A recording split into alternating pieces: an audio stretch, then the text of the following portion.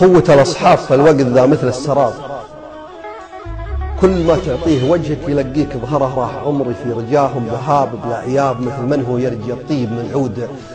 اعشره فيهم اللي لا نخاني وبركت الركاب، واحتملت الحمل عنه جحد مثل المراه. فيهم اللي لا صدفني بعد طول الغياب، ضمني كني فقيد طلع من مقبره. ويش حالك ويش لونك وش اخبار الشباب، وابتلاني بالسوالف وكثر البربره. وفيهم اللي كل ما قلت يا حضر الجناب انتفخ راسه وكبرت عروقه تنحره. لو تذكر فعل جده وخاله ويش جاب ما رفع راسك كما الحر واصلح حمره. وفيهم اللي كل ما اكرمه قفى وغاب، لا ذكر طيبي ولا شاف بي عيب اذكره. وفيهم اللي لا نخيته غشى عينه بضاب، بارد النبرد من الماء تحت ظل الشجره. احسبه من كبر زول الشجاع ما يهاب وترزوله في عيون الاوادم الكبره. وفيهم اللي قلبها اسود يبتسم لي وادري ان ابتسامي يقهر. وفيهم اللي كل ما احسنت فيها الظن خاب، ارفعه لمعانق الغيم ويطيح انظره. ذنبي اني ما تنبهت لين الراس شاب، واكتشفت ان اكثر اصحاب عمري مسخره. قلت اميز بين فرق الحديه والعقاب والحراره، اشوف منها الوفي واتخير. واكتفيت بقوه اللي يرومون الصعاب، الحراره اللي ضد الزمان